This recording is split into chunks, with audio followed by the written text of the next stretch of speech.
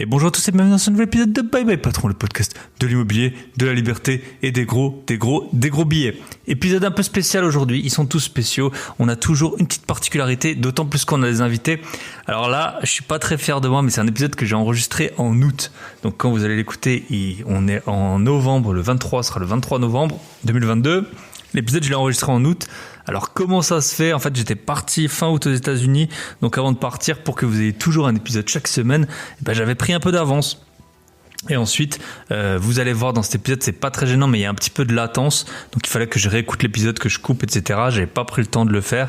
Et qui plus est, parfois, j'essaie de coller à l'actualité un peu du moment ou de mon actualité. Par exemple, quand j'étais à Budapest, je fais un épisode, je le publie tout de suite après avoir été à Budapest. Avec les auditeurs, j'allais pas le publier 3 mois après. Donc, cet épisode, je l'avais toujours un peu dans le fond du tiroir. Et en fait, ça m'a fait plaisir parce que je l'ai réécouté et j'ai pu un peu faire un point et voir que depuis août, donc au final, c'est pas si loin, c'est 3-4 mois, et il s'est passé pas mal de choses, notamment, j'ai encore racheté des appartements, on a réglé des problèmes qu'on avait avec l'huissier, même si c'est pas totalement réglé, c'est plus un problème qui nous travaille beaucoup.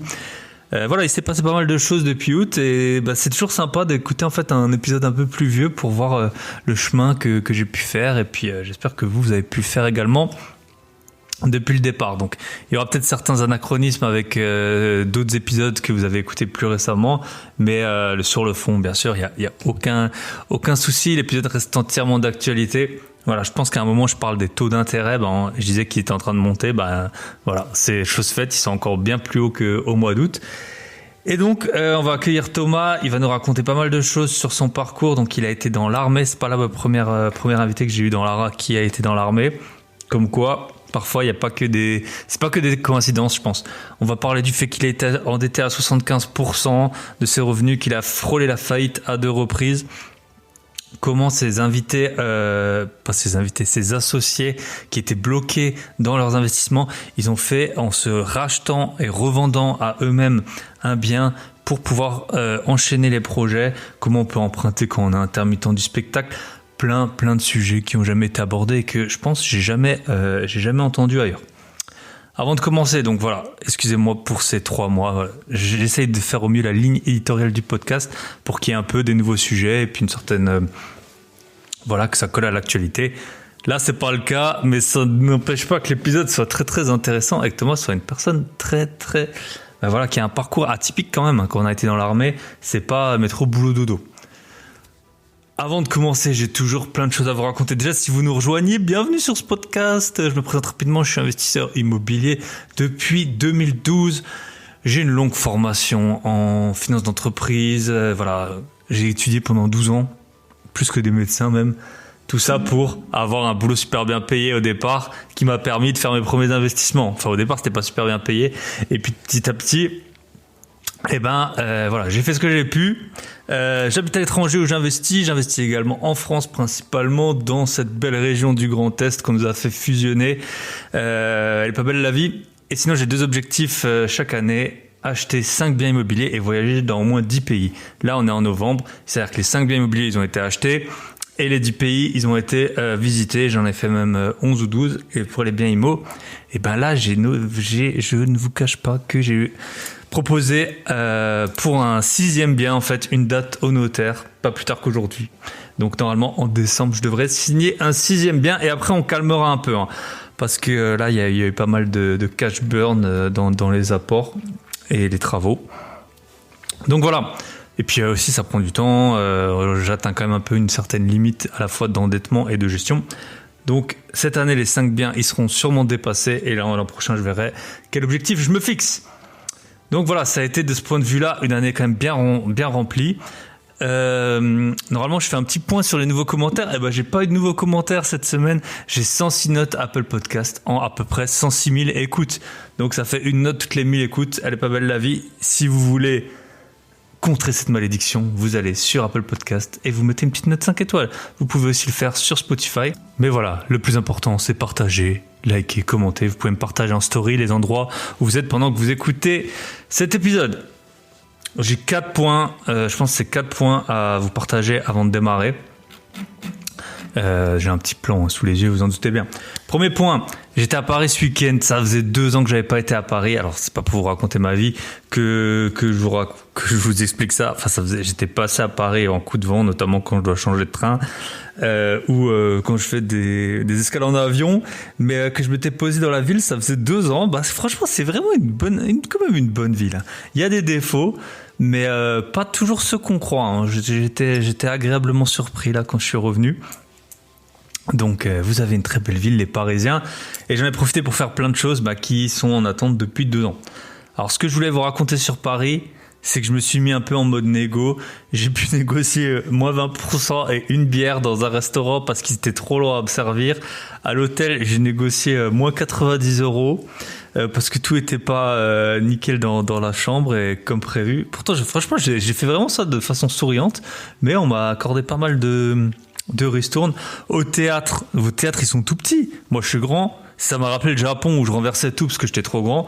J'ai pu. Alors là c'était un mélange de grattage et de négociation, mais j'ai eu une des meilleures places alors que j'avais payé une des moins chères. J'ai dit mais attendez, elles sont trop petites les places ici. Je peux pas rester là. Donc voilà, je suis allé tout devant. Mais ouais, c'est vraiment une bonne ville. Ça m'a donné envie d'acheter un appartement à Paris. Mais je pense que ce sera pas pour tout de suite. Hein.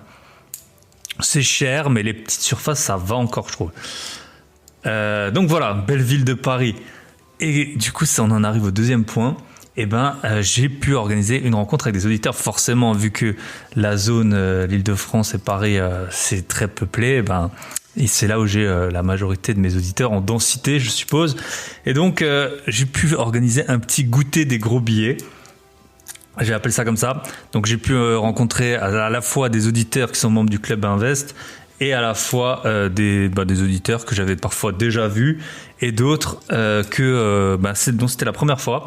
Ça m'a fait très très plaisir de vous rencontrer, de parler d'investissement, d'immobilier. Et puis je pense qu'en plus ça a créé des nouvelles connexions, des personnes qui se connaissaient pas encore et qui pourront échanger par la suite. J'espère que vous avez pris vos coordonnées respectives. Mais voilà, franchement super bon moment le dimanche à l'heure du goûter. On a pu parler d'investissement. On était à la base, je voulais qu'on soit 10. Je m'étais dit 10 c'est bien pour échanger. Et puis finalement on a été plutôt 15, une bonne quinzaine. Donc voilà, je voulais vous dire un truc là-dessus, c'est que je remercie Christina de nous avoir organisé, d'avoir trouvé le lieu, parce que moi, forcément, vu que je suis pas parisien, et je sais que c'est toujours compliqué de réserver dans cette ville où tout bouillonne. Bon, le dimanche, ça va, c'est calme. Merci à Christina de nous avoir trouvé un lieu parfaitement adapté. Pour info, je serai au repas des Gentlemen Investisseurs le week-end prochain, donc à côté de Lyon. Ça commence à faire beaucoup. Hein. J'étais à Budapest pour les investissements il y a 10 jours. Le week-end dernier, j'étais à Paris. Bon, c'était pas que pour voir les auditeurs, mais j'en ai vu. Et le week-end prochain, repas des Gentlemen Investisseurs. Après, je vais un peu me calmer, je pense, sur toutes ces activités annexes. Et puis, je vais un peu me réoccuper de ma vie, du reste de ma vie sociale. Donc, si vous êtes à Lyon ou dans le coin, que vous êtes au repas, vous pouvez me contacter. J'ai écouté le podcast de Tony, je crois qu'il disait qu'il y avait 170 personnes, donc si vous voulez vraiment qu'on se voit, qu'on discute de gros billets, vous pouvez me contacter à l'avance et puis on fera tout pour se voir.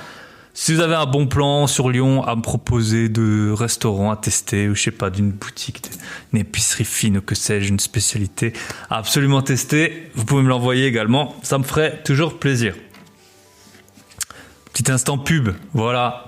Je voulais vous raconter plein de choses, mais j'ai tellement de choses à raconter, c'est incroyable. Pourtant, j'ai une super bonne humeur. Je bossais comme un fou toute la journée sur 1 milliard de trucs à faire. Mais je suis de super bonne humeur de m'occuper que du podcast à présent. Donc si vous avez écouté les épisodes précédents, vous êtes au courant. Et sinon, c'est la seule chose que vous devez retenir de ce podcast. J'ai lancé une formation, un programme négocié pour faire des gros billets, et dans lequel je vous explique plein de choses, comment faire une bonne affaire à l'achat, car on a beau tourner les chiffres dans tous les sens, on peut faire de la coloc, du meublé, du nu, du déficit foncier, du Airbnb, de l'achat-revente, c'est toujours à l'achat qu'on fait les plus gros gains. Et donc c'est sur l'achat qu'il faut se concentrer. Donc dans ce programme, je vous explique comment faire une bonne affaire, comment bien connaître le prix du marché, comment bien négocier, quelles questions il faut poser à l'agent, quelles vérifications il faut faire sur les documents, quels sont les arguments qu'on peut utiliser pour négocier. Donc c'est simple, comment j'ai trouvé les arguments et les techniques.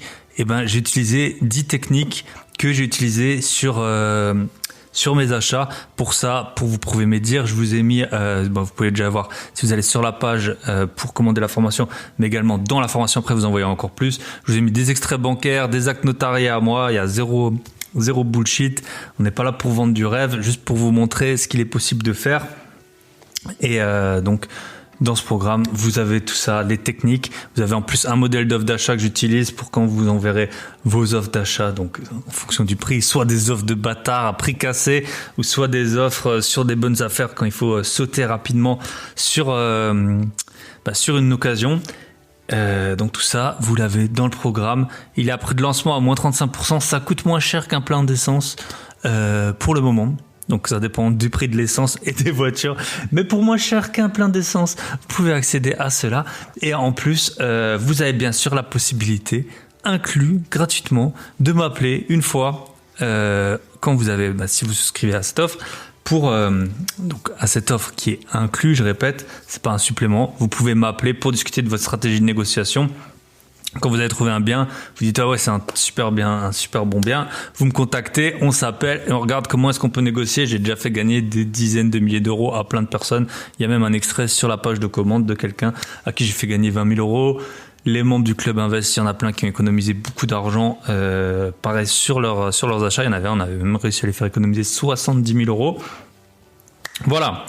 Donc si vous voulez le lien, soit c'est dans ma bio Instagram, soit c'est dans la description du podcast. Sinon, je vous le dis oralement, c'est sur le site www.grosbillets au pluriel, donc grobillets.com/nego, N-E-G-O. Donc je répète, www.grosbillets.com/nego. Et vous pouvez profiter encore, c'est que cette semaine que je laisserai l'offre de lancement et ensuite le prix augmentera. Donc c'est la semaine du 23 novembre. Donc merci à tous. J'ai eu un avis, j'ai même eu un commentaire. Donc merci à ceux qui ont déjà souscrit au programme. J'ai eu un petit commentaire de Stéphane qui m'a dit « Hello Thibaut, j'écoute tout doucement ta formation. J'aime beaucoup le contenu, c'est clair et pertinent, accompagné d'un petit résumé écrit. J'aime bien ton humour également. Bon boulot. » Eh ben merci à toi et bon boulot de t'être lancé dans la formation. La formation aussi, je vous le dis juste, elle est en audio si vous voulez pas passer ces 3 heures. Ça dure 3 heures. Si vous voulez pas passer 3 heures devant l'ordi, parce que je sais, j'ai fait plein de formations en IMO et dans plein d'autres sujets. Souvent, au bout d'un moment, c'est trop long en vidéo, donc je l'ai aussi fait en version audio pour que vous puissiez l'écouter à la salle de sport, en voiture, en faisant votre linge. Voilà.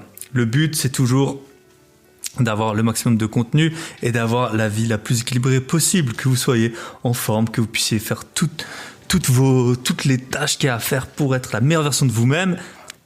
Et ben si en plus il y a moyen de faire des gros billets, et ben c'est tant mieux. Donc voilà. N'hésitez pas à souscrire encore une petite semaine. Enfin, dernière annonce avant qu'on attaque avec le podcast. Pour ceux qui l'ignorent, j'ai un groupe Telegram. Dans ce groupe Telegram, donc le lien il sera aussi dans la description du podcast. Dans ce groupe Telegram, alors j'essaie de pas spammer. En général, j'écris une fois par semaine pour pas qu'il y ait des gros spams. C'est là où j'avais donné rendez-vous pour les personnes, pour le goûter des gros billets. De temps en temps, je parle des problématiques que j'ai, des problématiques des membres. Il y en a qui présentent leurs projets. Donc, si vous voulez nous rejoindre, bien sûr, c'est gratuit. Le lien est dans la description. Et en fait, j'avais fait voter pour quel épisode, parce que j'ai quelques épisodes d'avance, quel épisode vous voulez qu'il soit diffusé. Et c'est celui de Thomas qui a été plébiscité le plus. Donc, c'est pour ça que j'ai choisi celui-là. Sur ce groupe, j'ai eu une idée. J'ai une idée brillante. Voilà, ça m'est venu comme ça. En fait, j'ai déjà vu des youtubeurs qui commandaient leur voiture neuve. Donc j'avais vu ça pour Pog et GMK. Donc une fois c'était une Porsche, une fois c'était une Ferrari, je crois bien. Ils avaient fait un live où les abonnés ils pouvaient choisir en fait les caractéristiques de la voiture. Moi, comme si vous avez écouté les autres épisodes, j'ai acheté un appartement il y a quelques semaines. Là, il est en travaux. Et une fois que les travaux sont terminés, je pensais, alors vous me direz si c'est une bonne idée ou pas, vous pouvez me l'écrire dans le groupe ou vous pouvez m'écrire sur Instagram. Je pensais en fait vous faire voter pour les meubles et la déco que je vais mettre dans cet appartement. Je pense que je vais faire de la location meublée classique, pas de la location courte durée, parce que là je commence à... J'ai pas trop de temps en ce moment, donc la location courte durée, même si je délègue, ça me prend plus de temps que la location meublée. Donc je vais faire une location meublée et je pense que je vais aller sur un site internet un soir. On fera ça, je sais pas si on fera ça sur Instagram Live, sur Twitch ou que sais-je. Et en fait, vous pourrez voter sur le lit qu'on prend, le canapé qu'on prend, quelle déco on met, quel tableau on met, etc. Aussi, il y a 2-3 murs, j'aimerais bien, les murs ils sont en blanc pour l'instant, j'aimerais bien mettre un mur d'une couleur un peu flashy, je sais pas, bleu pétrole ou enfin flashy en tout cas qui soit un peu clivante par rapport au reste de l'appartement, qui ressorte bien. Donc voilà, tout ça. Puis je pense que j'essaierai de faire le live depuis l'appartement, comme ça vous pourrez bien voir. Et puis on pourra prendre les mesures. Voilà, on met ça là, on met ça comme ça. Si vous trouvez que c'est une bonne idée, moi je trouve que ça l'est personnellement. Bah dites-le moi. Vous pouvez me l'écrire donc en commentaire sur Instagram ou sur YouTube ou sur Telegram. Et je tâcherai d'organiser ça. Je pense que les travaux ils vont se finir dans un peu moins d'un mois. Et comme ça, on commandera les meubles. Je vais essayer d'ailleurs de faire un peu matcher la fin du chantier avec la livraison des meubles. Voilà, on attaque avec Thomas. On se retrouve de l'autre côté. Et encore désolé pour cette petite latence. Voilà. C'est les joies de. J'ai eu des invités de partout dans le monde. Alors Thomas était pas trop loin. Et je pense que le problème d'internet, il venait de chez lui. Mais c'est les aléas du podcast. Je vous souhaite à tous une très bonne écoute et on se retrouve de l'autre côté.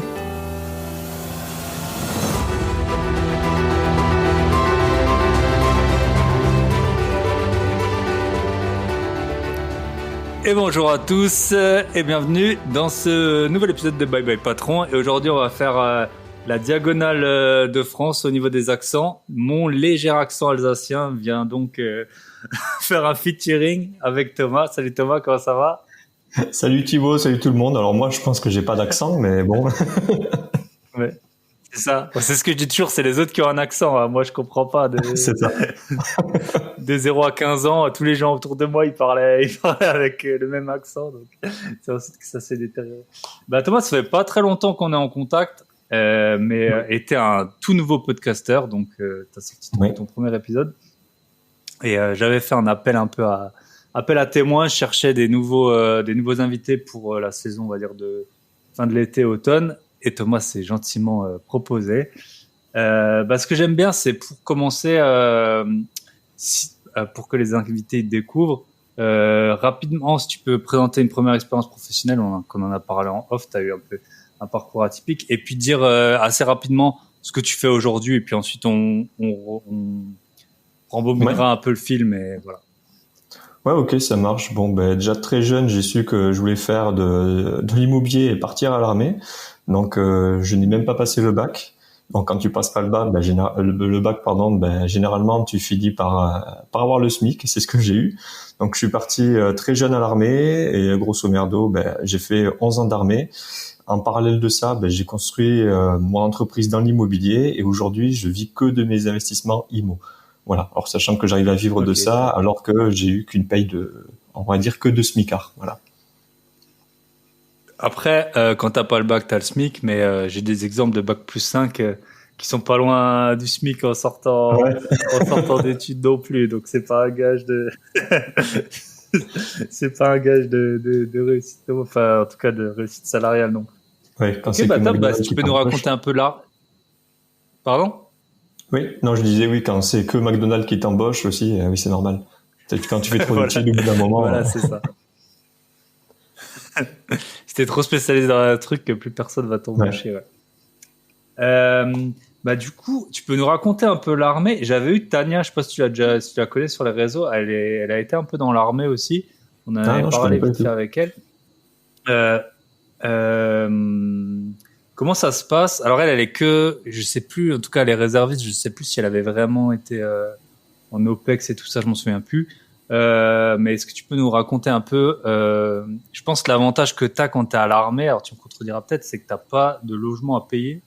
Ouais, alors ça c'est vraiment le plus gros bénéfice que j'avais, c'est que j'en ai profité tout le long de ma carrière justement pour ne pas payer de loyer. Donc j'étais logé au régiment.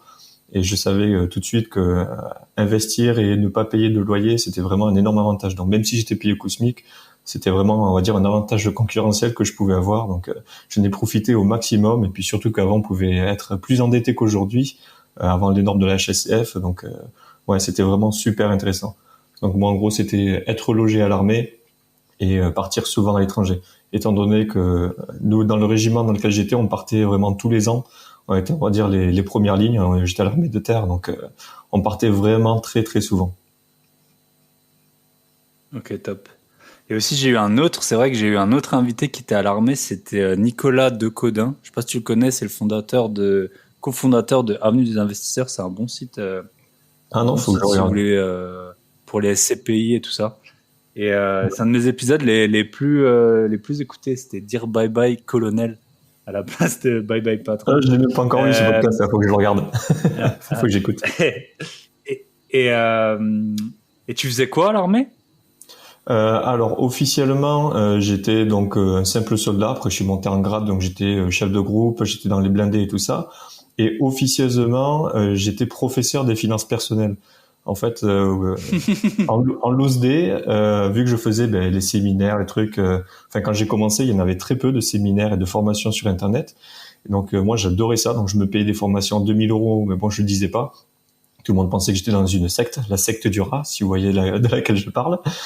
Et au final, en fait, j'ai... Du rat en lambeaux, ouais. Ouais, c'est ça. Donc j'apprenais finalement aux gens soit à investir, soit ceux qui avaient des galères financières, je les aidais. Et puis un jour, je me suis fait choper dans ma chambre avec 10 militaires en train de leur faire des cours par un de mes supérieurs. Il dit mais qu'est-ce que vous faites? Et quand on leur dit mais on fait des cours, ils étaient un peu surpris quoi qu'on fasse pas autre chose. Donc, je suis passé devant le bureau du capitaine et puis il m'a dit ok bon écoute là il y a une banque qui vient dans le régiment, tu passes la voir et tu me dis ce que tu en penses parce que moi j'ai pas le temps d'aller les voir. Donc je vais voir cette fameuse banque qui rentre dans le régiment et qui faisait sa propre promotion et en fait elle racontait beaucoup de choses sur la loi Pinel, enfin ce genre de placement en fait où on est bloqué, où faut pas y aller, mais à la fin ils nous ont offert le champagne et bon je comprends pourquoi, ils ont ramené quelques clients et puis donc je suis parti voir le capitaine. Je lui ai dit écoutez, il faut surtout pas aller voir cette banque et prendre du coup les investissements qu'ils nous ont donnés. Il m'a dit ok bon maintenant tu me prépares un cours et je te donne je crois qu'il m'avait donné une semaine. Il me dit dans 7 jours tu me prépares un cours et après tu le présentes à tout le monde. Et voilà, au final, je me suis trouvé en train de faire des mini-séminaires en privé dans le régiment. Voilà. Top. super insolite, quoi, on va dire. C'est marrant. Et j'avais plein de questions. Quand t'es en OPEX, t'es beaucoup mieux payé, hein, je pense. Hein. Oui, il y a 2 avantages. C'est qu'on est payé 2 fois et demi notre solde.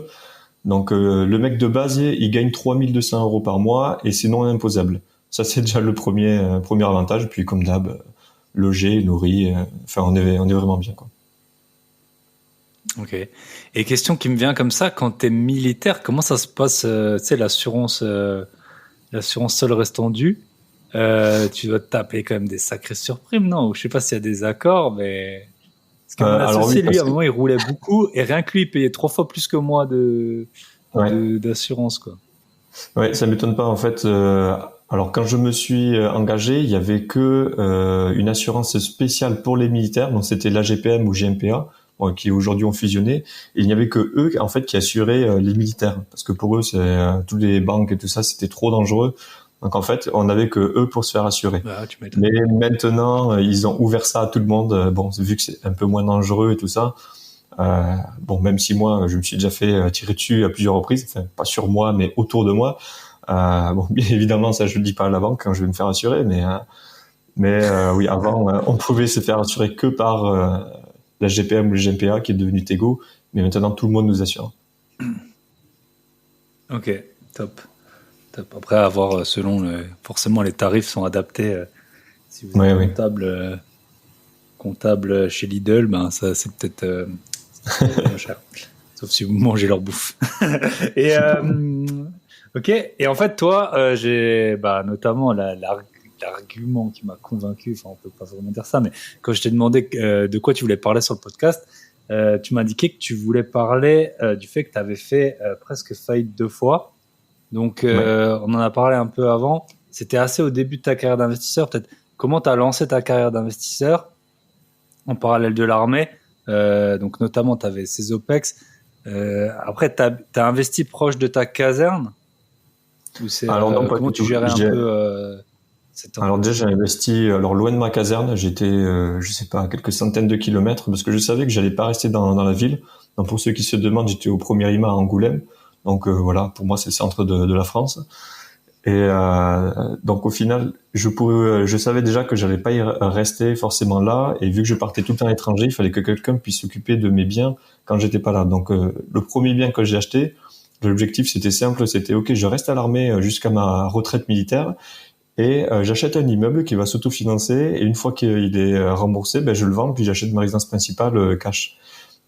Bon, au final, c'est pas du tout ce que j'ai fait, mais voilà, j'avais mes parents qui étaient pas loin et après bon, ben, je me suis débrouillé pour investir après de plus en plus loin et faire gérer ça ben, du coup par agence. Ok, ouais, bah super bonne idée. Et comment t'as visité? C'était pendant tes permissions? Tu me dis si Oui, je voilà, me trompe de oui, c'est ça. champ Non, c'est ça. lexical C'est de les l'armée. permissions. Oui, c'est, Ouais. c'est les, Et faut ça a pas été, dire des vacances à l'armée, ça n'existe pas. C'est, on nous permet d'être un peu libre, en fait. Ok. Ouais, parce qu'en fait, le truc qui change tout à l'armée, c'est moi, bah, j'habite à l'étranger, je voyage beaucoup, mais moi, j'ai tout le temps Internet. Alors que toi, je sais Ouais. pas si t'as été, je pense que le temps où t'as été, c'était quoi? Mali, Centrafrique, Alors, les pays, j'ai fait le Tchad, Afghanistan, la je sais pas. Centrafrique. Non, l'Afghanistan venait de fermer quand moi je me suis engagé. Donc, on devait y aller, puis finalement, j'y ai pas été. Ensuite, le Mali, j'ai été appelé, je me souviens, j'étais dans le train, et puis dans le train, on m'a appelé, bon, ben, tu fais demi-tour et tu pars là-bas. Finalement, j'y ai pas été. Bon, finalement, je regrette pas plus que ça de pas y avoir été. Sinon, après, j'ai fait le Niger, où on était d'ailleurs dans un camp qui n'existait pas officiellement, mais bon, on s'est fait toper, donc bon, tant pis. Qu'est-ce qu'il y avait d'autre? J'ai fait le Tchad, j'ai fait Djibouti, j'ai fait plusieurs fois la Côte d'Ivoire. Enfin voilà, j'ai fait le Kosovo. Enfin, j'ai fait pas mal d'étrangers. Mais c'est vrai qu'Internet, oui, on l'avait pas tout le temps. Ouais. Ok. Donc, ouais, c'est sûr que c'est beaucoup plus compliqué. Il n'y avait pas encore Pour visiter. DocuSign et tous ces trucs pour Ah oui, c'est ça, oui. Ok, Il y a un top. immeuble, j'ai fait me Et, louper comme ça. Jean Gaubier pensait que j'étais décédé. Du coup, il voulait le remettre en vente. Alors que j'étais plus parti en mission. Je pouvais rien signer. Donc, j'avais tout négocié à l'étranger et tout. Attends, j'étais où? J'étais en Côte d'Ivoire à ce moment-là. Donc, j'avais quand même un peu Internet quand j'étais pas sur le terrain, mais je devais donner des signes de vie une fois par mois, sinon je perdais le bien, quoi. C'était assez chaud, quoi. Fitness. Ouais. Ok. Et donc, et ça fait combien de temps que t'es plus à l'armée? Ça fait 2 ans maintenant. D'accord. Et là, t'as le droit à une retraite militaire, c'est ça? Ou c'était trop Non, tôt? pas du T'es tout. parti trop tôt. Non, je suis parti trop tôt. Alors, quand je me suis engagé, c'était 15 ans la retraite militaire. Et celle de 15 ans, qui était, je crois, de 600 €, ils l'ont décalé à 17,5. Celle de 17,5, je crois, c'était 20 ou 21 ans. Enfin, plus ça allait, plus il a décalé. Donc, je me suis dit, bon, mais ça sert à rien que je reste à l'armée, autant que je quitte. En plus, en faisant d'armée, j'avais une indemnité de départ, vu que j'avais décidé de pas passer un grade pour avoir cette indemnité. Donc, je savais que c'était vraiment le moment de partir. Ok, top. Et donc, bah, ta première proche fight, c'était pas sur cet immeuble, c'était sur le suivant? C'était sur le deuxième immeuble. Alors, le premier, déjà, je m'étais bien rétamé parce qu'il n'y avait pas de formation à l'époque. Mais le deuxième, ouais, c'était à cause des travaux. J'ai un mec qui a voulu essayer de m'arnaquer. Enfin, vraiment, tant que je donnais pas l'argent, en fait, les travaux n'avançaient pas du tout. C'était un mec qui gérait tous les travaux. Mais bon, très vite, je me suis rendu compte que j'ai fait énormément d'erreurs en le choisissant. Et en gros, il m'a mis 30 000 € dans la vue. Et le problème, c'est que 30 000 €, c'est tout ce que j'avais sur mes comptes bancaires. J'avais vraiment rien d'autre. Une fois que je l'avais payé, ben, je pouvais plus payer le crédit, quoi. Donc c'était chaud. Donc je lui ai demandé justement de payer en plusieurs fois. Heureusement qu'il a accepté. Crédit, De toute tu façon, il pouvais avait pas pas le de payer choix. tant que t'avais pas de locataire, je suppose. Oui, c'est ça. Oui, c'était un immeuble de 5 appartements et puis le temps de tout louer et tout ça. Enfin voilà, il fallait déjà terminer les travaux, quoi. Ok.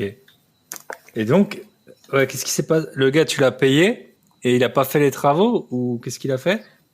Alors en fait, je pense qu'il devait se financer par rapport aux travaux d'autres personnes, un truc comme ça. Il faisait appel à des tâcherons.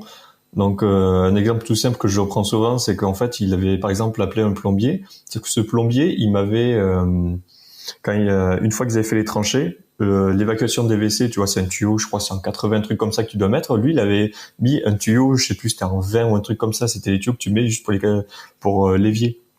Quand j'ai vu ça, alors surtout que mon père est plombier, Ok. le mec, on est rentré, je dis, tu peux sortir du bâtiment? Le mec, il savait même pas que j'étais le propriétaire. Et au final, alors, je lui dis, non, t'étais viré, en fait. Toi, tu sors de mon bâtiment et tu reviens plus jamais. Et j'ai appelé le mec, je dis, non, là, les mecs, tu me les vires. Et en fait, il appelait des mecs au hasard, il les faisait travailler et, pour les avoir un peu moins cher.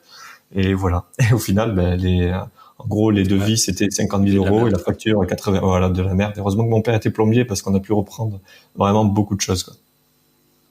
Et au final, ces mecs-là ont fait faillite, je crois, 6 Et mois. après, t'as trouvé un autre artisan que t'as payé. Non, j'ai quand même réussi à terminer les travaux avec eux. Je suis juste repassé sur un des appartements pour refaire un truc une fois que le locataire était parti, mais sinon, mais une fois que c'était terminé, que c'était bouclé, je sais que les mecs entre eux, les associés, s'étaient embrouillés. Il y a même une clé que j'ai même pas pu récupérer de l'appartement. Enfin voilà, une sale histoire. Alors déjà, quand t'as plus d'argent, t'es pas bien, mais si en plus les mecs ils veulent plus te répondre parce qu'ils sont embrouillés entre eux, super quoi. Mais bon, au final, j'ai eu plus de 1000 euros de cash flow sur ce bien, donc bon, je m'en sors quand même bien. Ok. Et ça, c'était déjà ton deuxième bien. Et le premier bien, il générait. Tu veux dire combien ou... Ouais, oui, le premier immeuble. bien, premier immeuble. Alors là, le souci c'était de l'inverse, c'est que j'ai fait beaucoup de travaux moi-même. Donc dès que je quittais l'armée, en fait, mes week-ends, je les ai passés à faire les travaux. Donc ça, c'était la super idée de mon père. Il dit, attends, je sais faire les travaux, on va les faire ensemble. Donc autrement dit, j'avais plus de week-end. Pendant que mes potes partaient au feria, moi je devais bosser un peu plus. Tu t'es embrouillé avec ton père? Alors je me suis pas embrouillé avec mon père, jamais, heureusement, parce que voilà, il me laissait faire. Mais j'ai perdu quand même 3 années où c'était chaud, je pouvais pas réinvestir parce que j'avais pas de loyer, quoi. Il faut dire qu'à l'époque, je gagnais 1210 euros par mois et mon crédit était de 876 euros. Et quand t'as pas de loyer, c'est chaud, quoi. 400 euros pour vivre, c'est difficile. Ah ouais. Ça m'étonne aussi que la banque m'ait suivi d'ailleurs pour ça, mais bon, tant mieux. Ouais, parce que là, c'était pas du 35% d'endettement, là. Hein. On a vite fait le calcul. Non, je te dis qu'à 90%, c'est chaud. Ah oui, c'est ça. Ouais. Mais bon, les taux étaient beaucoup plus hauts. Donc, t'as mis 3 ans à faire... à faire les travaux. 3 ans à faire cet immeuble, quoi. Ouais. Ouais, c'est ça. Moi, je fais pas de travaux après parce que je suis pas sur place, mais c'est vrai qu'on voit très vite rien que même si tu fais tous les week-ends, en fait, t'as 5 jours sur 7 que tu dans le vent, entre guillemets, quoi. Ouais. Enfin, donc, c'est sûr que vaut mieux les faire faire, et puis bon, chacun ses talents. Okay. Ouais. Mais d'ailleurs, t'es pas embêté, toi, les copropriétés, de tout ce que tu dois avoir. Ouais, les copros, ouais, moi, j'achète que des appartes. En fait, j'ai les appartes que j'ai dans des petites copros, c'est là où j'ai des problèmes. En fait, jusqu'à ce qu'il y ait avant qu'il y ait les lois DPE, là. Ouais. C'était un peu, alors ça dépend, je pense, des villes et tout, mais nous, c'était vraiment les appartes les plus recherchés. C'était en fait, comme les immeubles de rapport que les gens ils achètent, quoi. C'est un immeuble de, je sais pas, 4 étages. T'as une chaudière individuelle au gaz par appart. T'as très peu de charges. T'as un syndic bénévole. Et donc ça, c'était vraiment les appartements qui avaient la cote. Bon, il s'avère que maintenant, souvent t'as des planchers en bois. C'est pas super bien isolé et tout. Et en fait, dans ces copros, j'ai des problèmes et je pense que là, tôt ou tard, je vais vendre tous les apparts que j'ai là-dedans. Et en fait, les gros, moi, j'ai pas mal d'apparts dans des grosses copros gérées par des pompes, des pompes Afrique, genre Nexity, où j'ai des actions Nexity ou Foncia. Ouais. Je me suis dit, vu ce que je paye Nexity, je suis sûr que ça crache de l'argent, donc je vais acheter après. C'est sûr. Et bon, là, c'est vrai que... Et alors, Foncia, je vais vous raconter, tiens. Il s'avère que je connais dans toute l'Alsace une seule Claire d'huissier en activité. Et elle m'envoie un message l'autre jour. Ouais, Thibaut, on est en train de faire alors, je sais pas comment ça s'appelle, un commandement de payer ou un truc comme ça par rapport à une de tes sociétés, de tes SCI. Je dis, putain, c'est quoi ce bordel? Alors, c'est un appart que j'ai acheté. En fait, c'est mon associé qui gère toutes les copros, donc c'est peut-être pour ça que moi, ça me va très bien. Et en fait, donc nous, il s'avère que en fait, le siège de la SC que j'ai avec mon associé, c'est un appartement dans lequel on va pas souvent. Et alors, on avait dit à Foncia, écoutez, nous, on va pas se fondre dans cet appartement. Envoyez-nous tout pour nous. On fait tout prélever auto, parce que forcément, voilà, dès que t'as plus que 5 ou 10 biens, voilà, ça devient complètement ingérable. Et on dit, donnez-nous alors qu'on a déjà des autres apports chez Foncia, on leur dit, envoyez-nous les codes pour nous connecter et avoir le prélèvement. Les gars, ils nous disent oui, on va vous les envoyer dans quelques semaines. Et on dit bien, nous, on n'est pas dans l'appartement où il y a le siège, quoi. Et là, on a acheté, c'était fin décembre. Et là, ça fait quoi? Enfin, 2-3 semaines là en juillet.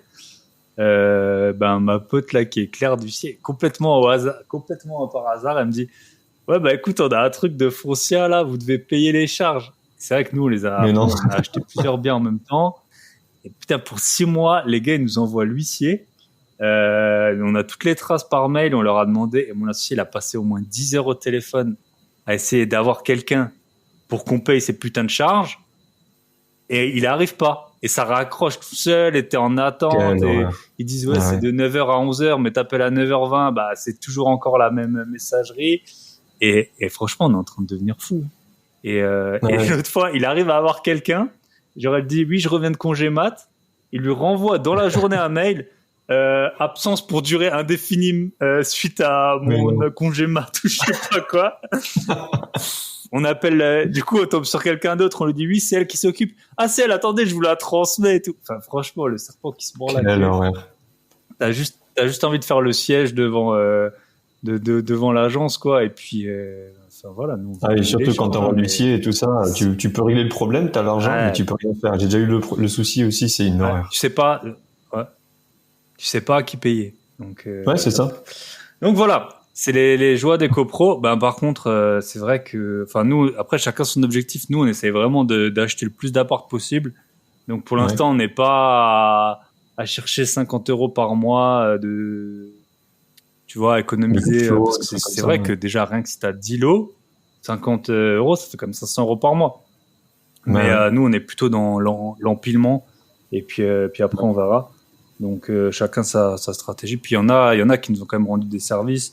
Et après, les AG et tout, souvent, j'y vais pas. Dans les grosses copros, je lis vite fait les PV. De toute façon, ils font ce qu'il y a à faire. Et dans les petites, je suis obligé d'y aller. Et parfois, j'en ai 3 dans l'année sur le même immeuble parce qu'il y a un mec qui veut pas payer et tout. Donc, les immeubles, ça a des gros avantages. Ça a des inconvénients. Je ferai un jour un épisode de podcast sur pourquoi j'ai pas d'immeuble. Et la raison principale, j'en ai déjà parlé, c'est que dans les régions où j'investis, un immeuble de 4 appartements, ça vaut le prix de 5 appartements à la pièce. Je veux dire, si tu achètes 100 000 € un appart, un immeuble de 4 apparts, ça vaut 500 000 €. Plus cher. Parce que t'as des Parisiens, alors on vous embrasse, mais nous, quand on dit Parisien en province, ça veut dire le mec qui est prêt à payer trop cher. C'est comme quand vous dites un Japonais à Paris. Nous, c'est pareil. Donc, en fait, c'est pas les mêmes marchés, tu vois. C'est pas les mêmes marchés.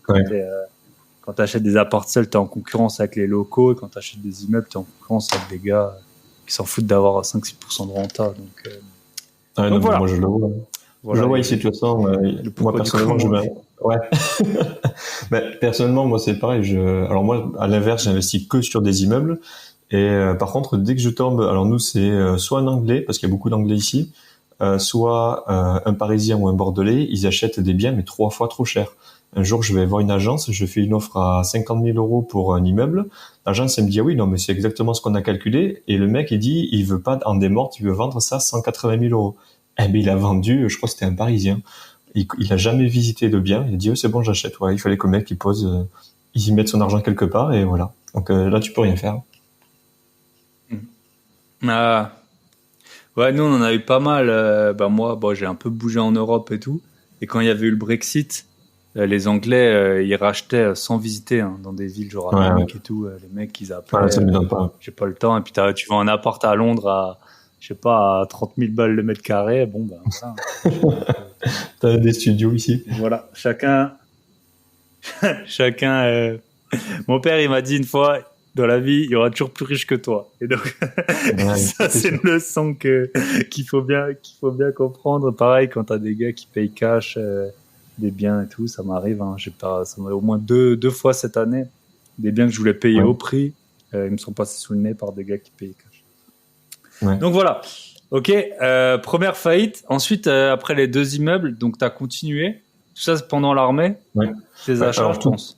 Ouais, c'est ça, tout ça en parlait de l'armée. Donc à la base, j'avais pas vraiment d'objectif. J'ai vu que dès que j'ai fini mon premier immeuble, en fait, j'ai vu que je gagnais plus d'argent que ce que j'avais de loyer. Donc je me suis dit, ben attends, est-ce que je peux continuer? C'est là que j'ai découvert en fait Cédric Canissette et tout, qui commençait tout juste les toutes premières formations. Et à ce moment-là, je crois qu'il y avait, j'étais envoyé parmi la première vague aux attentats de Paris. Je faisais partie des premiers militaires qui étaient envoyés là-bas.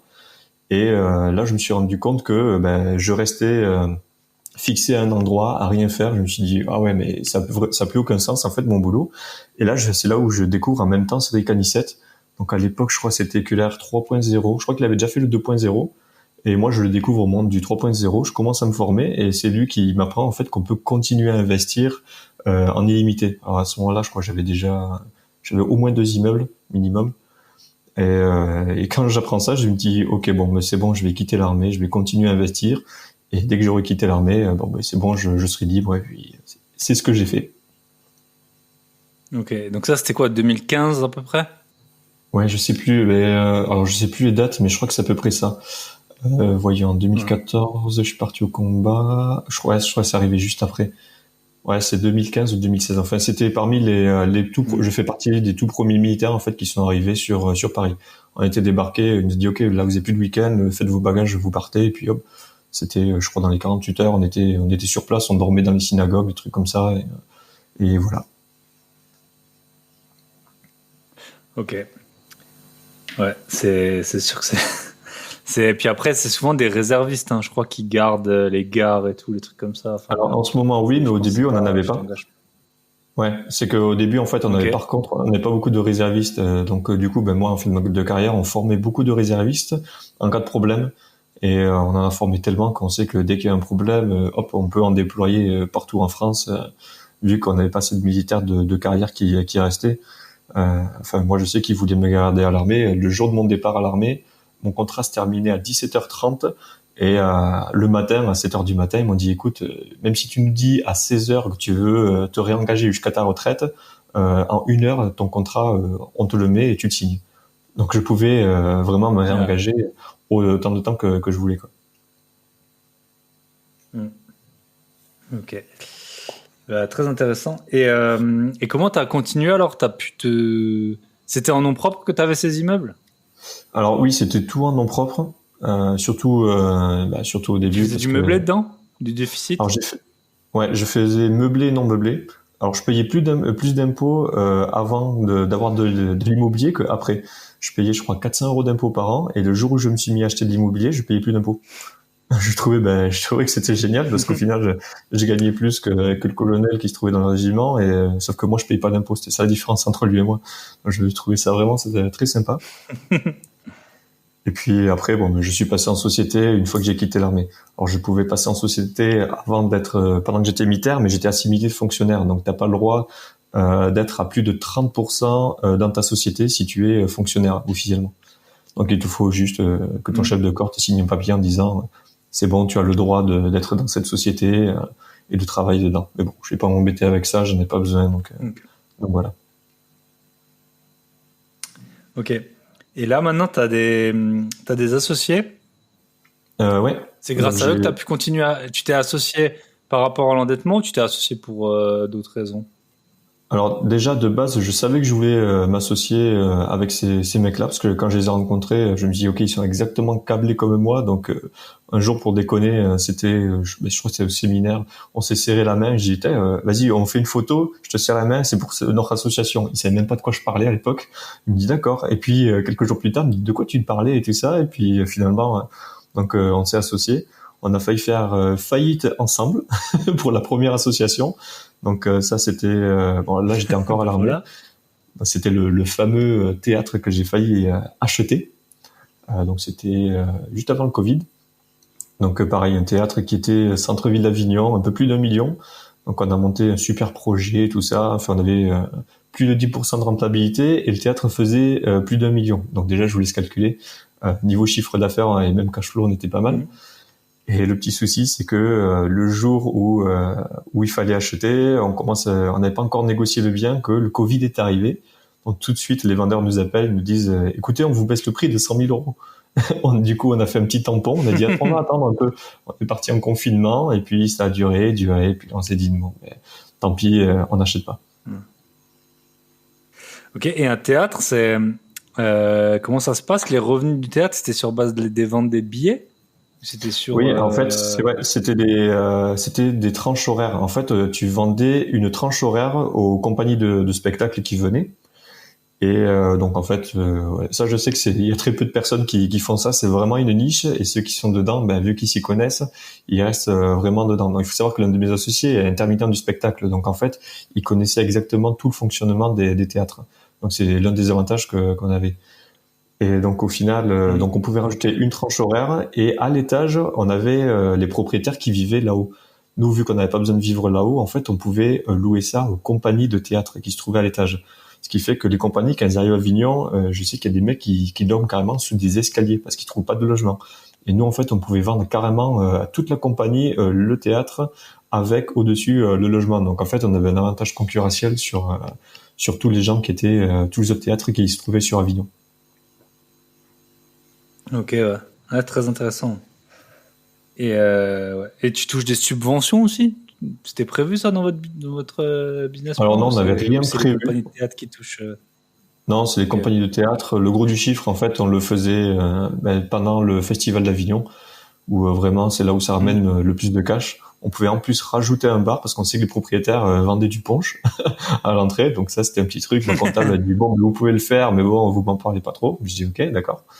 Et après, tout le reste du temps, on pouvait louer en colocation pendant 9 mois l'étage où on avait prévu déjà faire un coloc avec billard et tout. Enfin, l'appartement était vraiment au-dessus du théâtre, donc il faisait toute la superficie. Donc en fait, il y avait vraiment de quoi exploiter pour beaucoup de personnes, quoi. Et voilà, c'était un projet à plus d'1 million d'euros. Donc c'est sûr que tu compares à tes 1 200 euros de solde. Ouais, c'est ça. C'est tout de suite une autre échelle, quoi. Ouais, c'est sûr. Et donc, ok. Et donc, tu voulais t'associer bon, déjà, tu avais les compétences de l'intermittent et aussi, pour faire plus gros, du coup, je pense, et en termes de gestion et de levée de fonds, quoi. Ouais, c'est surtout pour avoir d'autres personnes qui gèrent, surtout que mon associé était prêt carrément à déménager sur Avignon s'il fallait pour le gérer. Lui, il était tombé complètement amoureux de la ville, donc il a dit non, il n'y a pas de souci, moi je me déplace et tout, il y a aucun souci. Donc voilà, il était pas vraiment prêt à faire tout ce qu'il fallait. Mais bon, au final, je pense qu'on a quand même bien fait de pas l'acheter parce que là, on aurait eu 1 million en vue sur les comptes, ça peut faire mal, quoi. Ouais, c'est sûr qu'1 million quand t'as pas de rentrée, ça peut vite être compliqué. Mais c'est vrai que quand t'es intermittent du spectacle, j'ai jamais eu d'intermittent, j'en connais de loin ou deux. T'as du temps, donc il aurait pu. C'est des chômeurs professionnels au final. Enfin, moi, j'avais encore mon statut de militaire. Donc c'est des chômeurs professionnels. Je n'osais pas employer le terme, mais. Mais moi, le mien, il s'invente. Il me dit, mais moi, tous les 28 du mois, je sais qu'il faut s'actualiser. Du coup, ça me fait marrer. Parce que la banque finance quand même et dit, ok, vous êtes des chômeurs, il n'y a aucun souci. Je dis, ok. Ouais. En fait, j'avais un pote, il travaillait sur une chaîne de télé alsacienne, donc c'était pas la plus écoutée. Puis un jour, il a dit, il était un peu artiste comme ça. Il disait, je veux passer à mi-temps. Et son, patron, quoi, lui a dit, ok, tu me trouves un mec. En plus, il était pas vraiment artiste, il travaillait genre dans le montage vidéo et tout. Il me dit, tu trouves un mec qui fait le même boulot que toi à mi-temps. Et en fait, les deux, ils avaient le statut d'intermittent. Et du jour au lendemain, mon pote, il a travaillé 2 fois moins pour la même paye. Oui, non, mais plein de trucs comme ça et tout qui me raconte aussi mon associé, c'est un truc de fou. Tout ce qu'ils peuvent faire et toutes les aides qu'il y a, on n'imagine pas. Voilà, c'est un secteur très particulier. Après, on est très content d'avoir de la culture en France, des spectacles, un beau festival d'avenir. Et comment, juridiquement, vous êtes organisés, tes associés et toi? Alors, on a chacun nos sociétés. Donc, moi, j'ai ma société, du coup, Lock Invest. Donc, c'est le même nom que le podcast, pardon.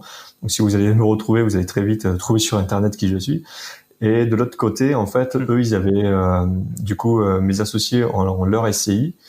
Et donc, leur SCI plus ma société de ma SAS, on a une SCI en commun. Donc, avec celle-là, on gère tous les biens qui se trouvent du coup dans le sud-ouest chez moi. Donc, j'ai 50% de la société parce que c'est moi qui suis le gestionnaire. Et eux, ils ont 25%.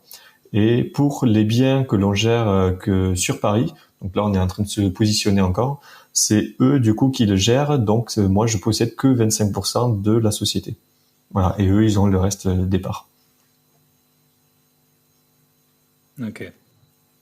Donc toi, en fait, tu es associé à 50% dans la SCI via, c'est quoi, une SAS ou un truc comme ça que tu as? Ouais, une SAS, Lock c'est ça. Invest.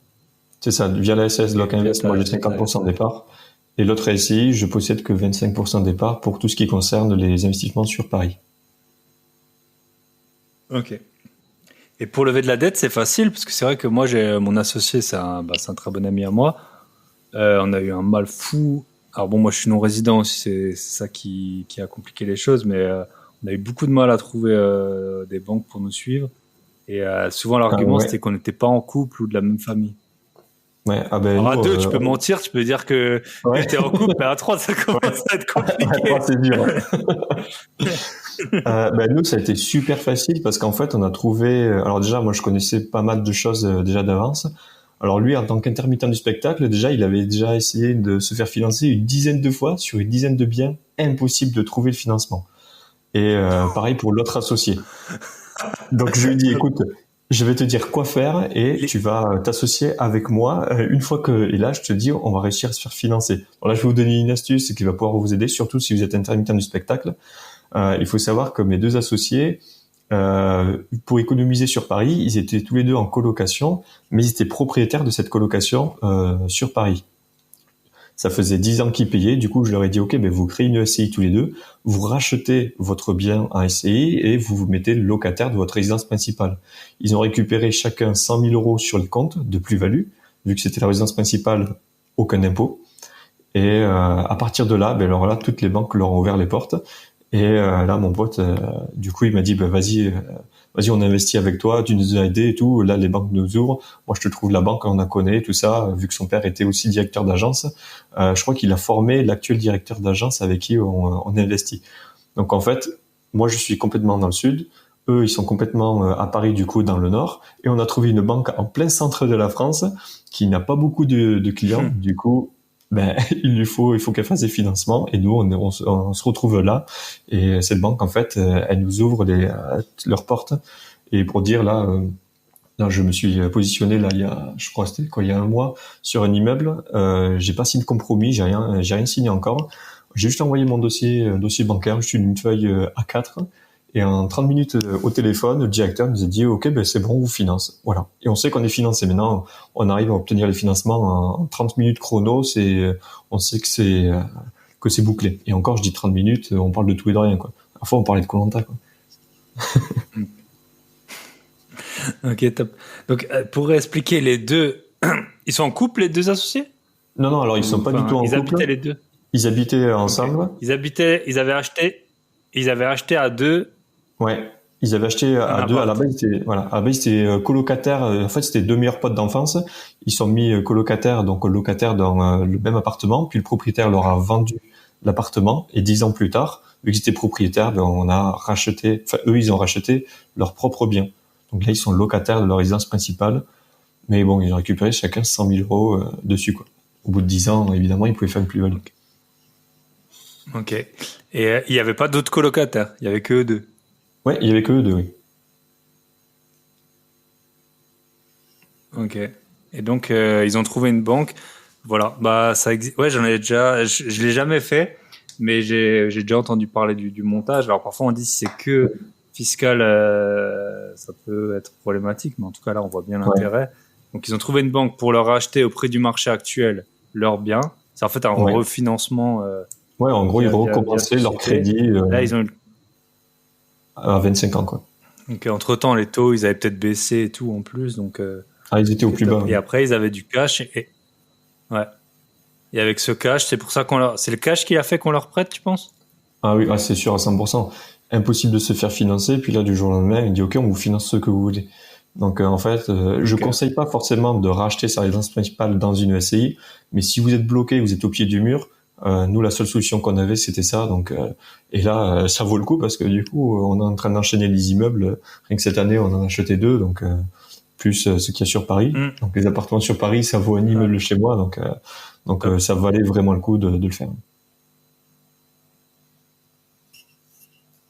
Donc, sinon, bah, si ça fonctionne pas, vendre sa RP et puis en racheter une autre moins chère. Oui, voilà. Petite. Mais après, Là, l'avantage, garder, c'est que tu restais dans la même, quoi.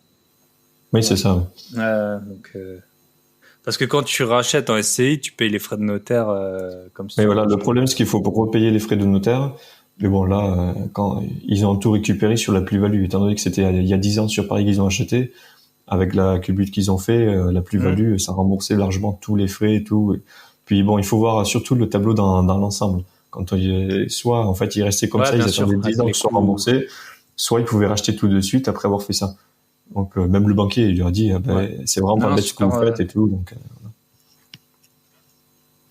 super intéressant. Puis ça peut être un bon plan aussi pour avoir les plus-values, mais maintenant avec le LMP, là, si tu veux sortir du LMP, peut-être que c'est une bonne stratégie qui est envisageable. Après, c'est du LMP, là, forcément, t'auras les impôts.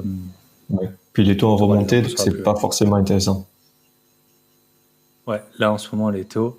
J'ai regardé aujourd'hui, là, donc là, on est en août. J'ai fait un emprunt en mai encore à 1,15 là. Et franchement, j'avais pas négocié le taux. 1,15 sur 18 ans. Et là, ouais. Mais c'est en nom propre ou en société?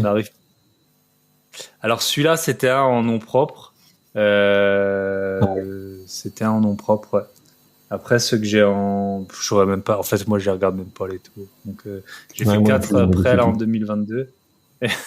Je regarde pas les taux. Je crois qu'il y en a un en début 2022, je l'ai eu à 1% sur ma SCI. Mais je suis pas sûr. Franchement, je suis pas sûr du tout. Ouais, surtout qu'en société, les taux sont plus élevés qu'en nom propre. Là, ce que je suis en train de faire, il est à 2,3. Et du coup, ils nous disent, faites-le maintenant, on l'a verrouillé pour avant septembre. Moi, c'est les frais bancaires, je paye 700 €. Ouais, il y a un petit peu de latence. Je vois qu'il y a de la latence. Des fois, ça coupe et tout. Donc. Moi, c'est les frais bancaires. J'ai environ 700 ou 800 € souvent quand je suis en société. Bon, moi, la banque, tant qu'elle me suit, les gars, vous pouvez me mettre 2000 € si vous voulez, je les paierai. Ouais, c'est pareil. De toute façon, il y a deux types de profils. Il y a ceux qui ont besoin du cash flow et ceux qui n'ont pas besoin du cash flow. Donc, ceux qui n'en ont pas besoin, comme nous, on peut se faire financer, donc tant mieux. Et moi, il y a quelques années, jamais j'aurais pu acheter les biens actuellement parce que j'avais besoin du cash flow pour vivre. Maintenant que j'en ai plus besoin, je peux les enchaîner, quoi. Ok, top. Et t'as des biens en nom propre parce que comment donc là, t'as dit tu vis que de l'immobilier. Ah, tu vis des premiers immeubles en fait. Oui, c'est ça en fait. Les premiers immeubles. En fait, j'utilise seulement ce que j'ai en nom propre pour vivre et tous ceux que je passe en société, j'utilise pour faire grossir à côté. En fait, j'ai pas du tout besoin de l'argent qui se trouve dans la société. Donc, j'utilise ça pour faire grossir tout à côté. Et le jour où on revendra et tout ça, c'est là où on pourra récupérer le cash et tout ça. Mais tu auras la lampe avec Cédric Anissette.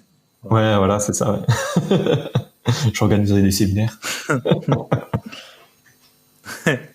Ok, super intéressant.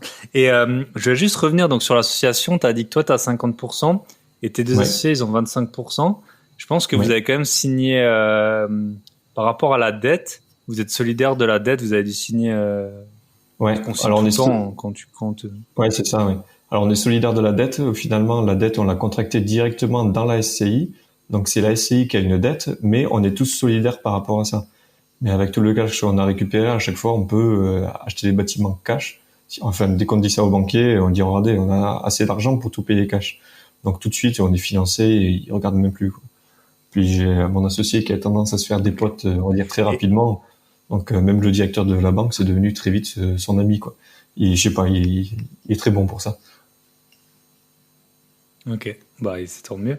Et donc le jour où là, t'es 50%. Enfin, voilà, c'est un jour si vous liquidez. Là, pour l'instant, vous versez pas de dividendes, vous versez pas de rémunération. Puis si un jour vous liquidez la société ou vous vendez, là, ce sera 50% pour toi. Donc, loyer plus plus-value et 25% pour chacun d'entre eux. C'est comme ça que vous faites. Ouais, c'est ça, ouais. Bon, après, on sait pas encore vraiment quand est-ce qu'on va vendre. Parce que c'est vrai qu'on m'a... Mais peut-être à long terme. On m'a déjà proposé... Ouais, excuse-moi, vas-y, termine. Je pense que ça arrive un peu à tous les investisseurs immo. Ouais, je pense que ça arrive un peu à tous les investisseurs immobiliers, surtout quand t'as passé 30 ans, t'as tout le monde qui te dit ouais, bah, si tu veux, on s'associe et tout.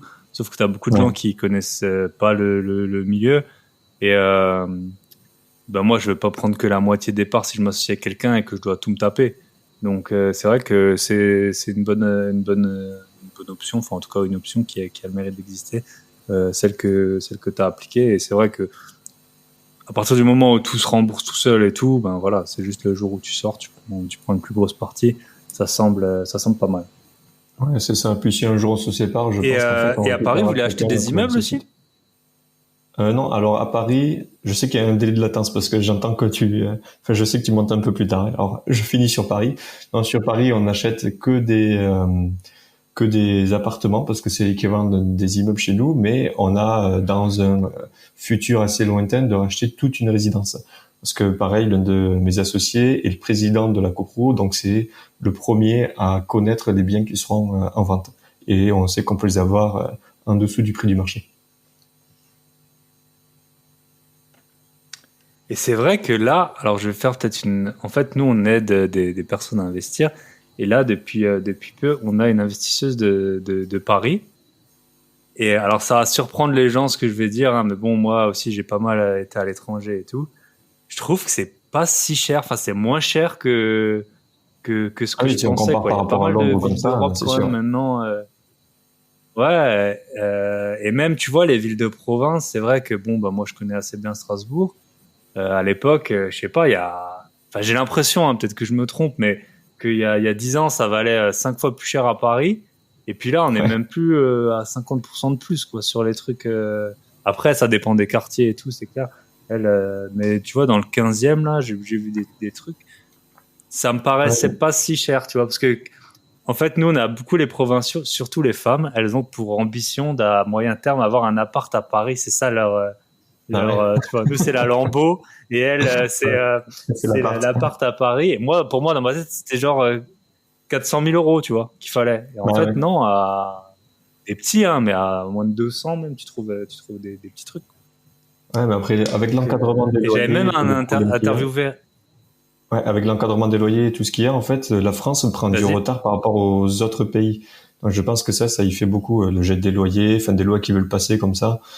Et le fait que les locataires soient super protégés, ça fait que nous, on a un retard au niveau de l'immobilier, mais par rapport au reste du monde. Donc on va se faire bouffer par les étrangers tôt ou tard.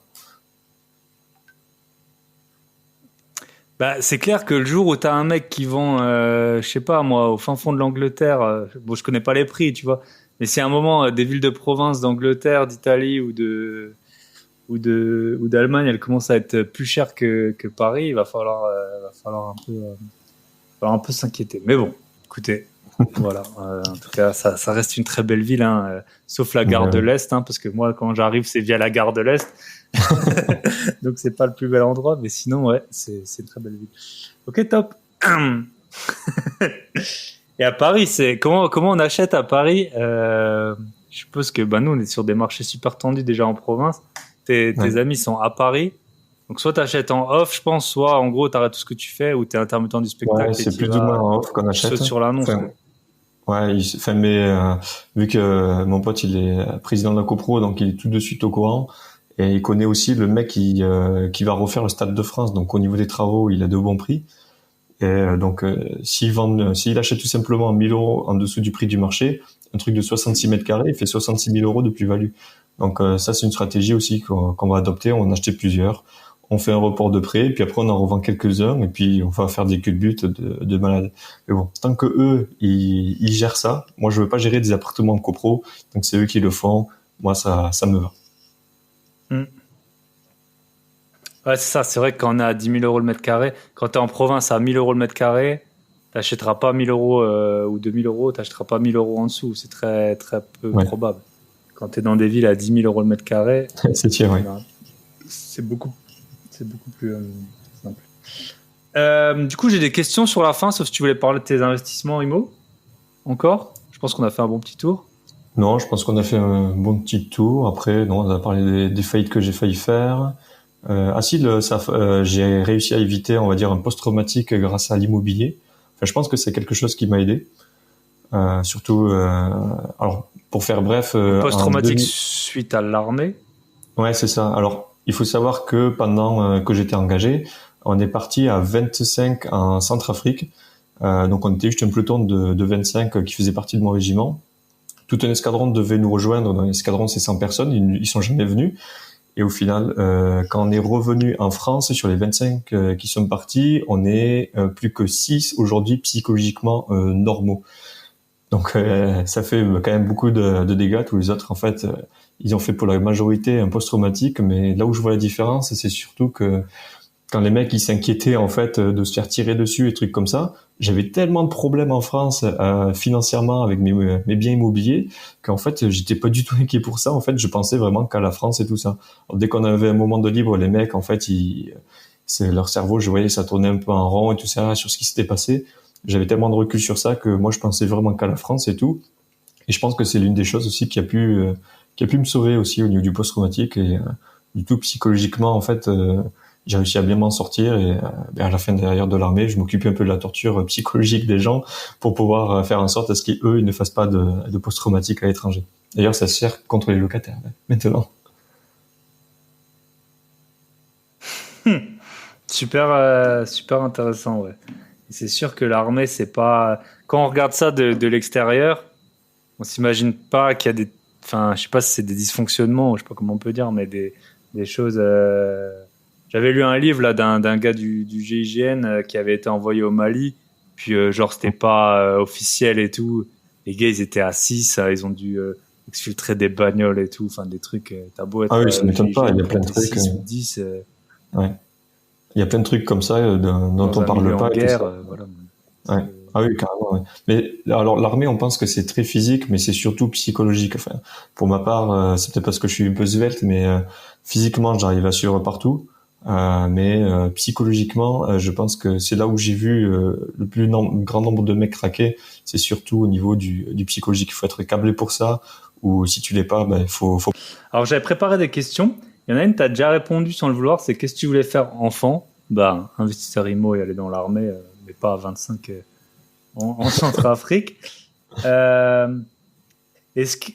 une question. J'ai des nouvelles questions. Hein. Attention, j'en ai cherché. Vas-y. Qu'est-ce que tu penses que les gens comprennent le moins dans ce que tu fais ? Premièrement, le fait que je cherche pas de boulot. Alors déjà, ma poule, elle comprend pas que je cherche pas d'emploi et tout ça. Elle comprend pas que des fois que, par exemple, aujourd'hui, quand elle s'est réveillée, moi j'étais complètement crevé. Du coup, quand elle s'est levée pour partir au boulot, elle a vu que je dormais. Quand elle est revenue, j'étais tellement crevé avec la chaleur que je dormais encore. Elle m'a dit, mais tu fais que ça de ta journée? Le truc qu'elle comprennent pas, c'est qu'elle croit que je travaille pas. Alors qu'en fait, je bosse énormément, mais pour avoir de l'argent, je bosse différemment. Donc, je pense que c'est le plus grand truc que les gens comprennent pas, c'est la façon de travailler. Je suis pas 35 heures en train de faire ça, ok, puis hop, dès que... Comment tu gagnes de l'argent ? Ouais, c'est ça aussi. Ils comprennent pas forcément aussi comment je gagne ma vie. Pour la petite histoire, il y a pas longtemps, j'ai postulé à une petite société qui cherchait quelqu'un qui avait déjà une société pour faire des check-in, check-out. Et moi, en fait, je voulais y aller juste pour savoir quel logiciel ils utilisaient, ou même si c'était en tant que stagiaire, je voulais juste savoir en fait comment ça fonctionnait. Et donc elle croyait que je cherchais un emploi juste pour l'argent et tout ça, mais en fait, c'était juste pour apprendre en fait leur mécanisme en fait des professionnels. Bon, au final, les mecs m'ont pas rappelé. Et justement, ma copine me dit, mais tu ne vas pas les rappeler? Je dis, ben non, s'ils m'ont pas rappelé, c'est qu'ils ont pas besoin de moi. Elle me dit, ah, ben, on voit que toi, t'es pas en charge d'emploi, quoi. Je dis, ben non. Non, voilà, je pense que voilà, c'est le plus gros truc que les gens comprennent pas, c'est que on peut vivre différemment. On n'est pas obligé de faire avec, aux heures travaillées, quoi. Et c'est vrai que moi, j'avais eu Nat sur le podcast, là, Nathalie. Elle a travaillé 3 mois chez un couvreur. Elle a travaillé aussi au rayon, je crois chez Leroy Merlin, au rayon, je sais plus quel rayon, mais chez Leroy Merlin, tout ça juste pour apprendre en fait plus sur l'IMO, quoi. Ouais, c'est ça, ouais, c'est bien. C'est la joie des revenus passifs, quoi. Ouais. Et puis tu vas pour n'importe quel salaire, quoi. Ok. Et la dernière question que j'ai pour toi, c'est si tu pouvais vivre n'importe où dans le monde, où est-ce que ce serait? Un endroit où il n'y a pas de pression fiscale. C'est un peu partout sauf en France, j'ai envie de dire. Mais après, non, ça va, je suis bien en France parce que j'ai tous mes potes et tout ça. Mais ouais, bah alors je dirais partout, surtout en Afrique, parce que pour avoir fait le tour, alors à part le sud de l'Afrique, non, là, les pays chauds et trucs comme ça, c'est un endroit où j'ai plus envie d'aller. J'ai passé 10 ans de ma vie à vivre dans ces endroits-là. Et, c'était pas en tant que touriste, mais bon, si je peux les éviter, je les évite. Mais non, après, je suis pas fixé. S'il faut que je parte un jour étranger, j'aurai aucun scrupule à quitter la France et aller n'importe où. Quitte à revenir plus tard, hein. C'est sûr que Oui, oui, quitte à voilà, revenir la plus vie tard. est faite d'opportunités. Eh ben, Exactement. écoute, Thomas, ça m'a fait super plaisir, malgré la petite latence. Désolé, ça fait la deuxième fois. J'espère que ça vient pas de chez moi. L'autre fois, j'avais testé, c'était pas de chez moi. Malgré la petite latence, c'était super bien de t'avoir. Si on veut te retrouver, Ouais. Alors, sur le comment on nouveau fait podcast Loc Invest, alors ça s'écrit LOC puis plus loin Invest, mais bon, je pense que tu mettras une vignette ou un truc. Donc, je préviens tout le monde, je suis pas formateur ni rien. Ouais, fais je ça mettrai juste pour le dans la kiff. description du. Ouais. Ouais, je fais ça du coup juste pour le kiff, pour partager. Et donc, si vous voulez connaître toutes mes galères et l'actualité immobilière et tous ces trucs-là, ben n'hésitez pas à y aller. C'est vraiment pour m'amuser que je fais ça. Il faut peut-être que je crée une page Facebook, je sais pas. J'y connais vraiment rien du tout, donc j'ai juste fait un Insta, Loc Invest. Donc, si vous avez des conseils, n'hésitez pas à me les envoyer ou des questions. Voilà. Donc, vous verrez, c'est une vignette toute noire et puis Loc Invest est écrit en jaune et blanc. Et puis voilà, on se retrouve de l'autre côté. Hein. Ça marche. Eh ben, écoute, je te souhaite une très bonne soirée, Thomas. Bah, Et toi puis, aussi, à bonne très soirée. bientôt. Ouais, bah, très bientôt. Je Bye. continuerai à t'écouter. Salut! Et voilà, on arrive au terme de cet épisode. Encore désolé pour la légère latence. Je vous rappelle, si vous voulez profiter de l'offre de lancement, négocier pour faire des gros billets, disponible, lien dans la description ou sur grosbillets.com/négo. C'est le moment ou jamais. Et sinon, bah, comme toujours, pensez à liker, commenter, partager. Bonne semaine à tous et à très bientôt. Bye bye.